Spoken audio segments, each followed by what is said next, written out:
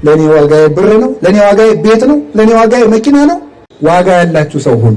ለራሳችሁ ርካሽ ተመን አትስጡት። ውድ ዋጋ ያለው ውድ ቦታ ይሰጠዋል። ድንቁርና ሞት ነው። ታውቃላችሁ፣ አለማወቅ ሞት ነው። ዓለም ላይ የሚነሱ ሁከቶች ሁሉ የሚመነጩ የምንማማርበት የትምህርታችን ኃይለ ቃል ጠፍቶ የተገኘው ሳንቲም በሚል ርዕስ ነው የምንማማረው። እስኪ በሉ ድገሙ፣ ሁላችሁም ሶስተኛ ድገሙ። የሉቃስ ወንጌል ምዕራፍ 15 ቁጥር 10 ላይ የምናገኘው ኃይለ ቃል ነው። እግዚአብሔር እንደፈቀደ በመካከላችን ተገኝቶ ያስተምረን። ቅዱስ ሉቃስ ሉቃስ አባቶቻችን እንደሚያስተምሩን የግብር ስም ሆኖ ሲተረጎምለት ሉቃስ ማለት ባለመድኃኒት ማለት ነው ይላሉ። የግብር ስም የሚባለው ሰው ስለ ስራው የሚሰጠው ስም ነው። ሰውን ሲተጋ አይተን እገሌ ንብ ነው፣ ፍርሃት የሌለው መሆኑን ተመልክተን እገሌ አንበሳ ነው፣ አጥርቶ የሚያይ አስተዋይ መሆኑን አይተን እገሌ እኮ ንስር ነው እንደምንለው ያለ። ቅዱስ ሉቃስም ሐኪም ስለነበረ በተለይ በዘመኑ በዚያ ዘመን ይሰጥ የነበረውን የግሪክ የሕክምና ትምህርት ያጠና ሰው ስለነበር ግሪካዊ የአንጾኪያ ተወላጅ ነው። ከዚያ የተነሳ ሐኪም ነበር። ጌታችን መድኃኒታችን ኢየሱስ ክርስቶስ ለ72 አርድእት እንደት እስኪጠራው ድረስ በሕክምና የሚያገለግል ሰው ነበረ። በኋላ ደግሞ አምኖ ጌታችንን ተከትሎ ከቅዱሳን ሐዋርያት ጋር አንድ ሆኖ በተለይም ከቅዱስ ጳውሎስ ጋር በመፋጠን የነፍስ ፈውስ የነፍስ ድህነት የሚሰጥ መድኃኒት አዋቂ ሆኗል እና ከዚያ በኋላ ግን በዚያ በሕክምናው አልቀጠለበትም። ለምንድን ነው ያልቀጠለበት? መንፈሳዊ ድህነትን ማሰጠት ስጋዊ ድህነትን ከመስጠት የበለጠ ስለሆነ።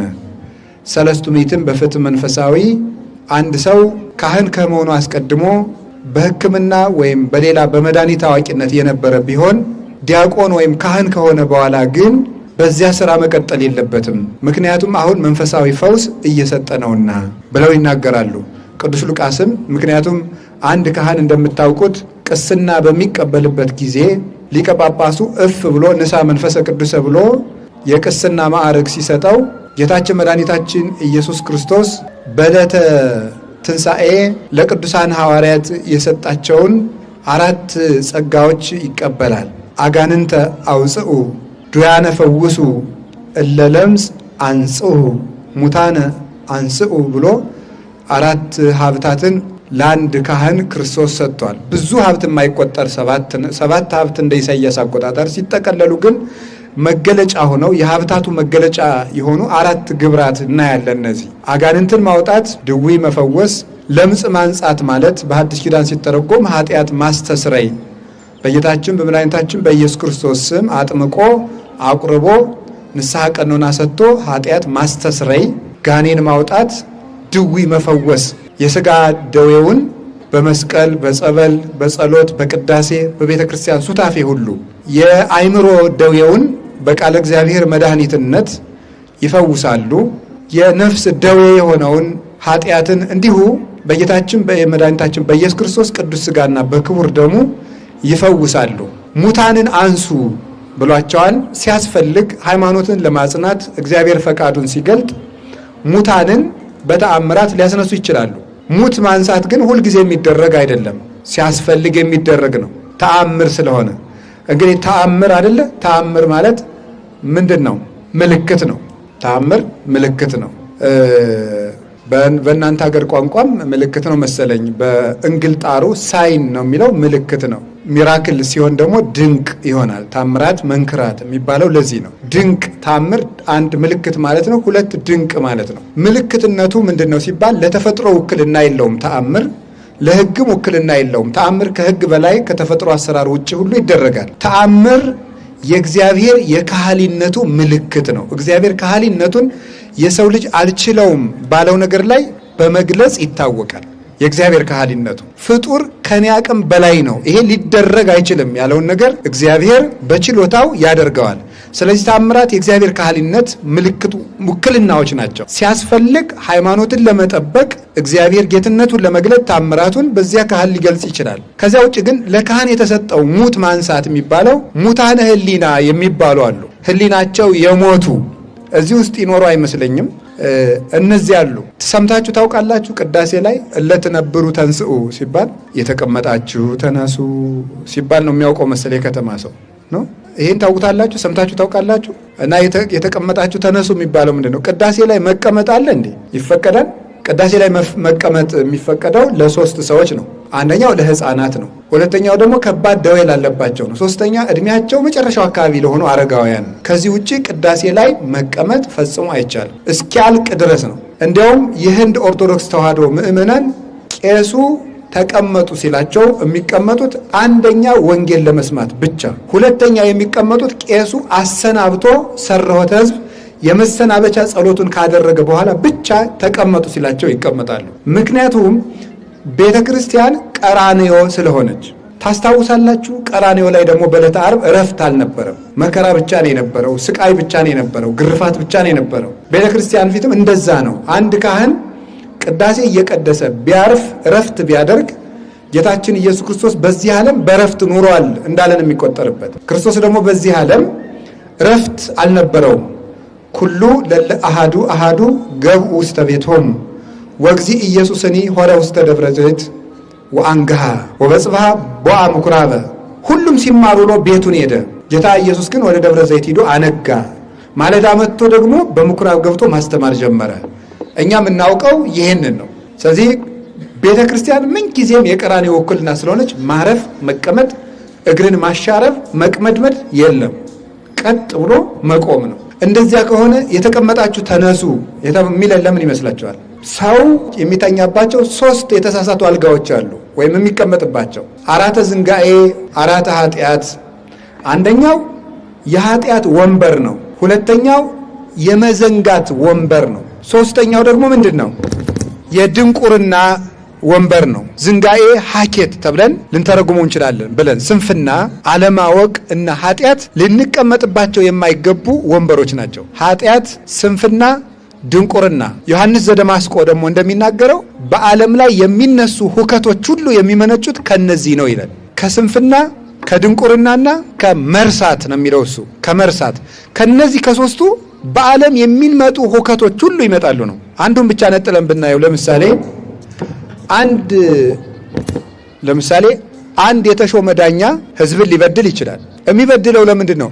እሱ ድሮ ህዝብ ሳለ የተሰቃየው ስለሚረሳው ነው። ለምሳሌ እናንተ የሆነ መስሪያ ቤት ሄዳችሁ ብትጉላሉ አቤት እግዚአብሔር ያጉላላችሁ እናንተንም አትሉ የምትሉ ይመስለኛል። ሳስበው ነው እንጂ ሰምቻችሁ አላውቅም። እና እግዚአብሔር ያጉላላችሁ እግዚአብሔር ይላችሁ ትላላችሁ። ከዚያ በኋላ ግን ያንን ወንበር ብንሰጣችሁ እግዚአብሔር አያያችሁም እናንተ። በጣም አስቸጋሪው እሱ ነው ማለት መርሳት ማለት እሱ ነው። ድሮ አስተያየት በሰጠበት ወንበር ላይ እሱን ስናስቀምጠው የባሰ ሆኖ ይገኛል። ይሄ መርሳት የሚባለው ይሄ ነው።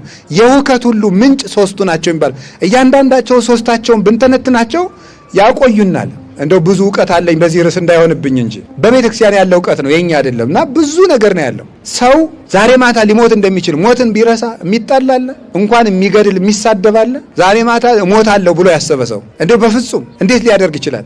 የሰው ገንዘብ የሚያጭበረብር ከሶ የሚያሳስር ሰውን በገንዘብ በሐሰት ምስክር የሰው ገንዘብ የሚወርስ ይኖራል? ዛሬ ማታ እሞታለሁ ቢል የዕለት እንጀራዬን እንኳን ላልበለው እችላለሁ ብሎ ይዘጋጃል እንጂ ሞትን እንረሳለን፣ እግዚአብሔር እንረሳለን፣ ትናንት እንረሳለን። እኛ በሰራነው ኃጢአት አይነት የተቀጡ ሰዎችን ታሪክ እንረሳለን። ስለዚህ ሁሉንም ነገር እንደ ዛሬ እንደ ግብት እየፈጸምን እንኖራለን እና መርሳት በጣም ከባድ በሽታ ነው። አሁን ብዙ ሰው መርሳት ነው ያለበት። ጉዳዩን ይረሳል፣ ልብ የለውም።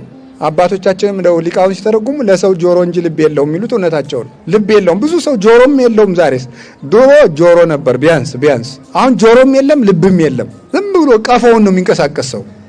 ሳስበው ነው እንጂ እኔ በምን ልብ አይለካ ጆሮ አይለካ። በሴንቲሜትር የሚለካው ይሄ ቀርፋፋው እኮ አይደለም ጆሮ የሚባለው ውስጥ ነገር የሚቀበለው ነው። እና የሚቀበል የለም። እንደውም አንዱ አሁን በጣም ከፍተኛ የመርሳት ችግር አለብን። እና እንደውም አንዱ ሂዶ አንድ አባቴ እንደው እየረሳው ተቸገርኩና እንደው መፍትሄ ቢነግሩኝ አላቸው። መፍትሄውን ስተረሳው ይላሉ። እውነታቸውን ነው። መፍትሄውንም ይረሳዋል። ጆሮ የሌለው ሰው ምን ያደርጋል? እንደው ቅዱስ ቀሌምንጦስ ዘሮም ደግሞ የምንረሳው የማይረሳው እግዚአብሔር ከልባችን እየራቀ ስለሄደ ነው ይላል። የማይረሳው እግዚአብሔር በእኛ ሲያድር አይዘነጋንም። ሁሉን ማስታወስ እንችላለን። ጌታም እፌኑ ለክሙ ጰራቅሊጦስ መንፈሰ ጽድቅ ዘይክል ዓለም ነሲዮቶ ወውቱ መጺኦ ይምህረክሙ ኩሎ ወያዜክረክሙ ኩሎ። መንፈስ ቅዱስ ይመጣል፣ እሱ ሁሉን ያስተምራችኋል፣ ሁሉንም ያስታውሳችኋል ተብሏል። መጻሕፍትን እንዲያስተውሉ ልብ ሰጣቸው ይላል። እግዚአብሔር ሲያድርብን ታስታውሳላችሁ።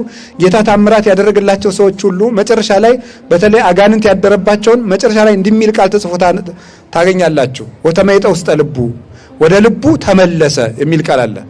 የምናስበው አሁን ይኸውላችሁ እንኳን መስራት ማሰብ አቅቶናል። ማሰብ ያቃተን እግዚአብሔር ሁሉን የማይዘነጋ አምላክ ከኛ እየራቀ ስለሚሄድ ነው። ስልክ እንኳን በማይረሳበት ጊዜ የስልክ ሜሞሪ አቅም እየጨመረ መጥቷል። የማይዘው ነገር የለም እውነት ለመናገር ማለት ነው። አሁን ጭራሽ ሴንሰር ተገጥሞለት ባለቤት መለየት ጀምሯል። የሰው ፊት አይቶ መክፈት ጀምሯል።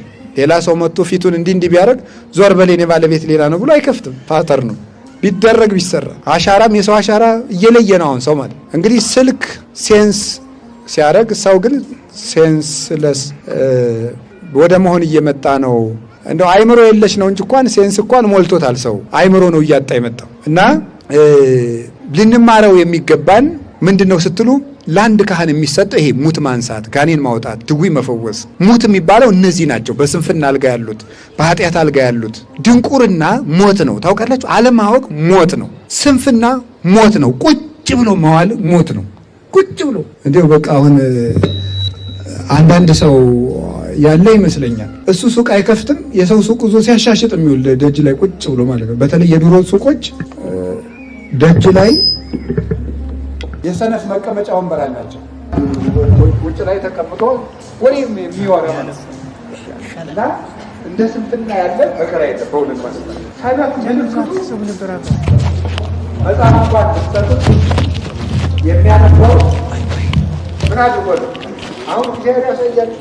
ያመልክታል ፋይናል ፈተና ተመቶ አሁን ተጋልጣ ነባለ ያው ምን ይሉታል? እስቲ እግዚአብሔር ያሳያል እንጂ እንዴ መጻሕፍት እኮ ራሱ እኮ እንደው ይሰማሉ እኮ ነውር እኮ ነው እንዴ።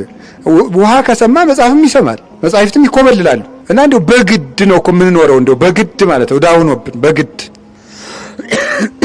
ስለዚህ ይሄን የሚቀሰቅሱ ስለሆኑ ሙታንን ያነሳሉ። አራት ጸጋ ይሄ ይኸውላችሁ፣ ሙት ማንሳት፣ ድውይ መፈወስ፣ ጋኔን ማውጣት፣ ለምጽ ማንጻት አንድ ቄስ ቅስና ሲሾም የሚሰጠው ሀብት ነው ይሄ።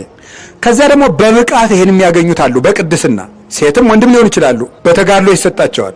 አንድ ካህን በሕክምናው መቀጠል የለበትም የተባለው ለዚህ ነው። ሰለስቱ ምዕት የሰሩት ያንን በዚህኛው መስጠት ይችላል። እና ቅዱስ ሉቃስ ይሄንን መጀመሪያ ባለው በሕክምናው ልብ ያለው ጥበበኛ ሰራተኛ ስለነበረ እግዚአብሔር አንተ ለዚህ ትጉ ከሆንክማ ለመንፈሳዊ ፈውስም ትገባለህ ብሎ መንፈሳዊ ሐኪም አደረገው፣ ካህን አደረገው። ከዛ በኋላ እኛውን ተውና አራት ሀብት ዟላ። ይሄን ሁሉ ሀብት ዞ የሚፈውሰውን ለምን ያኛውን ቅጠል ይበጥሳል? ለምን ስር ይምሳል? ያንን ለባለሙያ ተቶት መጥቷል።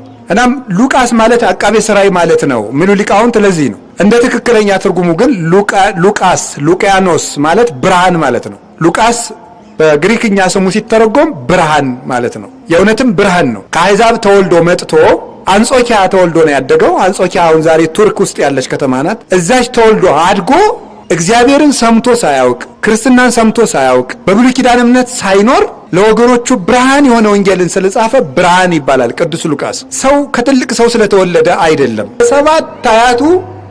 በሰባት አያቱ አንድ ቄስ ካለ የቄስ ዘር ነኝ እያለ የሚያወራ ሰው አለ።